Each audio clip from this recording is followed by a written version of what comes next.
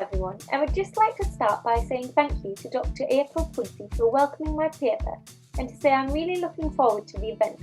There are so many interesting sessions scheduled and I'm really excited to come along to as many as I can.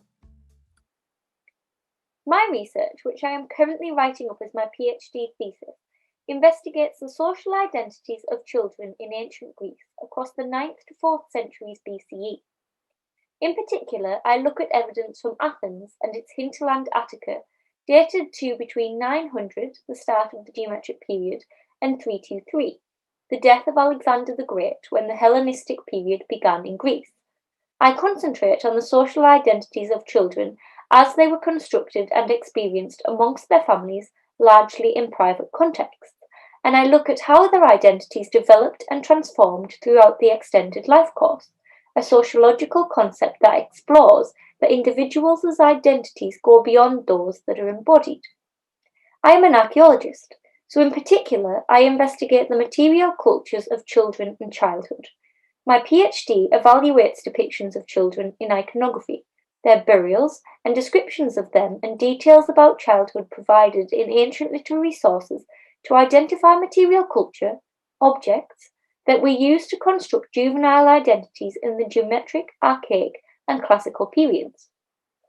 I considered geometric, black, and red figure painted pottery to investigate children's lives, and I evaluate burials, grave stelae, marble grave markers with figural scenes, and white ground painted pottery used in funerary contexts to explore children's identities as they were demonstrated in contexts associated with death. Analysis of those 6 evidence categories reveals a catalogue of objects associated with children, the material culture of children and childhood, which I use to investigate how children use domestic space and how far children may have been conceptualized to have had extended life courses in ancient Athens. Today, I am going to talk to you about children in classical Greece. I am defining children as juveniles before puberty and speaking of the classical period as between 480 and 323 BC. I will talk about how depictions of children in artistic media and their burials can be analysed to gain an awareness of the material culture of children. I will discuss that the material culture of children comprised of, and I will discuss my methodology of using it to investigate children's lives in private and domestic contexts in classical Greece, including how they use spaces within houses and what their use of space indicates about the nature of their relationships with members of their families. Previous scholarship has generally overlooked or dismissed children when investigating ancient Greek houses. Children have been described as invisible in excavated houses and considered inaccessible in the archaeological records of domestic contexts. But children were formally buried and depicted in iconography consistently from at least 900 and throughout the classical period which I am talking to you about today. They were directly associated with objects in both burials and in iconography on painted pottery and grave stelae, as well as in literary sources, and those items are what I consider the material culture of children, particularly because a number of them were exclusively associated with juveniles. My methodology for investigating children's lives through investigating the material culture associated with them proposes that examples of children's material culture can be sought in excavated houses to identify some of the spaces that children used within domestic contexts, because they were used in day-to-day household contexts and were made from robust materials that are preserved archaeologically. Their distribution can be mapped to suggest which spaces children accessed and used. Comparative analyses of their found contexts suggest whether children are likely to have spent time with men, women, or both in those spaces. For example, my methodology can be illustrated with a case study of terracotta figurines, dolls. Terracotta figurines of female figures that can be considered dolls and are sometimes specifically engineered as dolls with movable limbs were included in burials. The middle image shows a doll accompanied by some miniaturized objects, including a throne and boots, that was buried in the grave with a maiden. It is now in the British Museum. Similar figurines were included in burials from the geometric period throughout until the end of the classical period. Dolls are also depicted in iconography on grave stelae. You can see this on the top image. A girl gazes lovingly down at her doll. And in white ground scenes. You can see this in the bottom image where a girl offers her doll at a tomb. Terracotta figurines of types that can be termed dolls are also found in excavated houses, where they would presumably have been played with by girls on a daily basis. In some classical houses that I will discuss with you in later slides, they were found in certain spaces that can be said to have been accessed and used by children. Thinking about the classical period, there are four key types of evidence that can be catalogued and analysed to detail the material culture of children in 5th and 4th century Greece. Red figure painted pottery was produced from 530 until 300. Pots used in various contexts for a range of purposes were decorated with figural scenes, and children were illustrated in family groups, with siblings, and for the first time children were commemorated for their own sakes in iconography from the 5th century, in scenes that showed them alone. They were often shown playing with toys and animal companions. In all, I catalogued and analysed 775 red figure illustrations of children. I catalogued and analysed 364 classical child burials, and children had been formally buried from at least 900 BC. They were usually buried alone in their own graves, and they were typically interred with grave offerings, often pots for eating and drinking, and toys. Grave stelae marked graves, including the graves of children, around 530 and then between 430 and 317. The stelae showed children alone when they had presumably marked children's graves, as well as with siblings and amongst family groups that incorporated up to 6 figures. The children often played with toys and animals as they did on contemporary red figure vases. In total, I catalogued and analysed 415 stelae. Finally, children were illustrated on white ground painted pottery that was primarily used in burial contexts, interred as grave offerings throughout the 5th century when grave stelae were not used.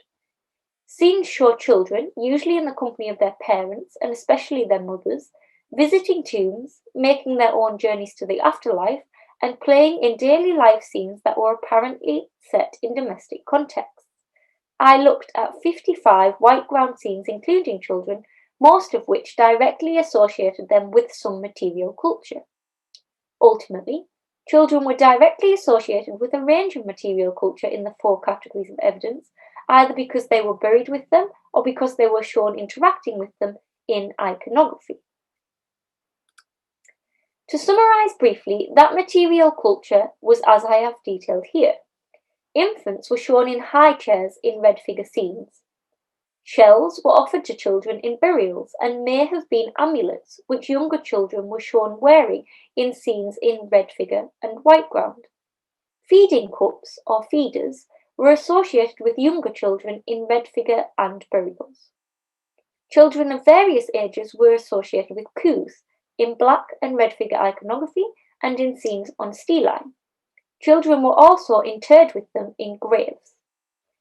Coups were a specific form of jug that were usually adorned with scenes showing children and were used by children when they celebrated a rite of passage when they were around 3 years old. Yo-yos were only illustrated in red figure. Hoops were played with in red figure and white ground scenes, and rattles were used to entertain infants in red figure scenes and on grave stelae, as were balls, which were also buried with some children.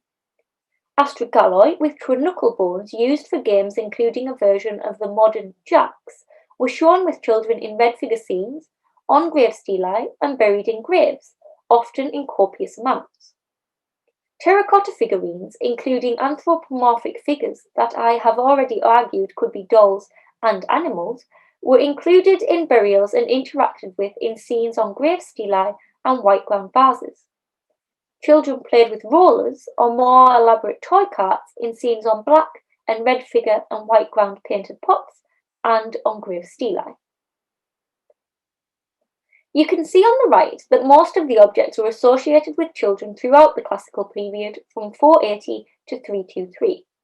High chairs, shells, feeders and yo-yos were exceptions. High chairs and shells were only represented until around 400 BC, feeders from circa 470 until then, and yo-yos were only represented in preserved scenes that were produced between 460 and 440. Some of the types of material culture can more viably act as signifiers of children in archaeological contexts, because they were made from robust materials that are preserved and they had strong, almost exclusive links with children. In particular, terracotta figurines, high chairs, feeders and coups have special potential. Rollers or toy carts were probably made from wood, which is perishable and only preserved in exceptional circumstances, so they cannot be sought in excavated houses. Hoops are similarly limited. Amulet strings were likewise typically perishable, probably made from natural fibres in most cases. They are not found in burials and cannot really be sought in houses. Shells may be examples of them in burial contexts, but that cannot be determined for certain, and they could be signatures of various other activities, so would be insecure signifiers of children in excavated houses. Astrogalloi are well preserved, but they could just as easily be food preparation waste, and so cannot be taken as secure indicators of juvenile activity in domestic contexts. Rattles and yo-yos are sometimes preserved archaeologically, but they are not generally recorded in houses. They need to be identified on a case-by-case basis when evaluating assemblages excavated in houses. Balls can serve various other functions and also need to be assessed on individual bases. Ultimately, the key examples of material culture that can serve as archaeological signifiers of children in classical domestic contexts are identified as terracotta figurines, especially of animals and dolls, high chairs, feeders, and coups. They can be sought and their distributions can be mapped in excavated houses to investigate how children used private, domestic spaces in classical Greece. Olympus was a classical settlement in the Chalkidiki in northern Greece. Its location is indicated on the map to the right, with the location of Athens also marked. Olympus was ruled under the jurisdiction of the Athenian Empire until 432, and then it maintained links with Athens, including through trade, subsequently. The city was sacked by Philip of Macedon during one of his campaigns into Greece in 348. The destruction and the consequent rapid desertion of the site resulted in exceptional preservation that is not the norm for Greece, where well-preserved houses are few and far between. The site was extensively excavated in the earlier 20th century, with a particular focus on recording small finds, which is invaluable given my focus on investigating where and how small finds were used. I am now going to discuss with you the distribution of small finds, material culture, associated with children in two houses at Olympus. House AV4, situated on the north hill of the settlement at Olympus, was a type house for classical Olympus with a central courtyard and an adjoining pastas, or an open portico. The house was constructed and then occupied consistently from around 432 BC. The house was partially burnt in the destruction of Olympus, but the ground plan was relatively well preserved, as was an extensive small finds assemblage. More than 100 objects were found across the 11 spaces when the house was excavated in the 1920s. Particularly to do with children, terracotta figurines that could be termed dolls, like the British Museum one shown here, were recorded in space I, the focal courtyard highlighted in yellow in the plan on the right. The space was predominantly used by women according to the wider finds assemblage, as was space B, highlighted in red, which was a workroom. The presence of women was especially evident in the prevalence of loom weights in those spaces. In contrast, the predominant male space was the andron, highlighted in blue, which was used to host symposia, drinking parties used to affirm male citizen identities. Children's material culture was not found in hand-drawn spaces. The arrow on the plan indicates the location of the entrance. The space to the left, which could be accessed separately from the street, has been described as a shop. The kitchen, which is often one of the few function-specific rooms that can be located in ancient Greek houses, was located in the northeastern corner in the top right here. Ultimately, in House AV4, archaeological signatures indicate children accessed at least one space, which was relatively public within the house. They apparently spent their time there in the company of women, and they occupied themselves by playing with terracotta figurines that functioned as toys. The House of Many Colours, also termed House FII9, was more elaborate. It was situated in the villa section of the settlement at Olympus to the southeast of the site. The house was occupied from the late 5th century, and it, like the previous house, was apparently partially burned during the sack of Olympus, and the result of the destruction was relatively good preservation. Around 300 distinct objects were recorded, including 98 vessels that were in a complete state when the house was excavated in 1938. The house comprised 13 rooms, and artifact distribution analyses indicate children used at least 5 of the spaces. A terracotta figurine in the form of an animal was found in space B, which was apparently an ancillary small courtyard to the main living and workspace, space A. Further terracotta figurines, arguably dolls, were excavated in space H, which was the flue for the kitchen. They were more probably waste deposits. Miniature vases, a jug and a cup, were found in space F, which was an anteroom. The image shows an assemblage including some similar artifacts which was found in a classical grave. All in all, the distribution of artifacts associated with children in the House of Many Colours indicates juveniles accessed all of the yellow spaces, either because examples of their material culture were found within them, or because they were routes of access to other spaces where children were active, like the portico. The patterning mirrored patterning that was apparent in all of the houses I analysed. Children's material culture was typically with women's material culture, and never in male-only spaces like the andron. The material culture typically consisted of toys, suggesting children were occupied by play when they were being cared for by women within the confines of the oikos. Literary source evidence from ancient Greece postulates that children, especially the youngest juveniles, spent most of their time within the household under the care of women. In the late 5th or early 4th century, Xenophon of Athens proclaimed, "Since both the indoor and the outdoor jobs demand work and care, the god, from the first, adapted a woman's nature, I think, to the indoor and the man's to the outdoor works and cares.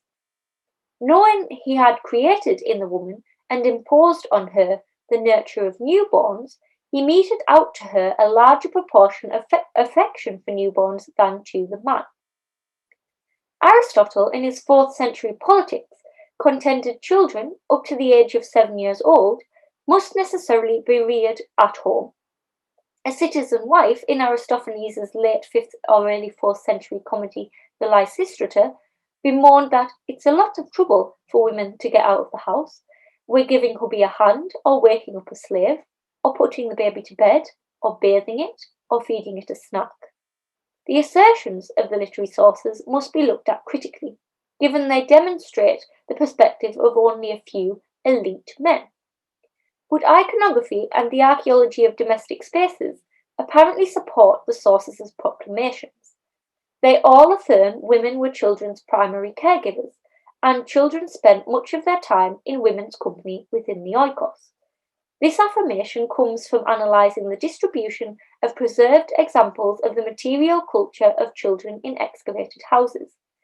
The classical material culture of children has been shown, through analysis of iconography and burials, to be various, including terracotta figurines, high chairs, feeders, coups, rollers or toy carts, protective amulet strings, astragalloi, rattles, hoops, yo-yos, shells, and balls. Figurines, high chairs, feeders, and coups are the securest examples that can viably be employed as archaeological signatures of children's activities in domestic contexts. The distribution of some of them in excavated houses at the classical settlement of Olympus has illustrated that children accessed various spaces within houses, but usually spent most of their time in the vicinity of open-air courtyards and main living or workrooms that were the primary domain of women. Children spent time in those spaces with their female caregivers, playing.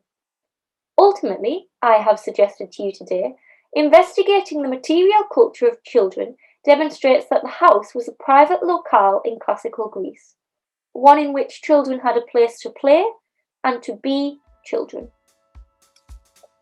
Thank you everyone for listening, and I look forward to questions and discussion at the live event in June.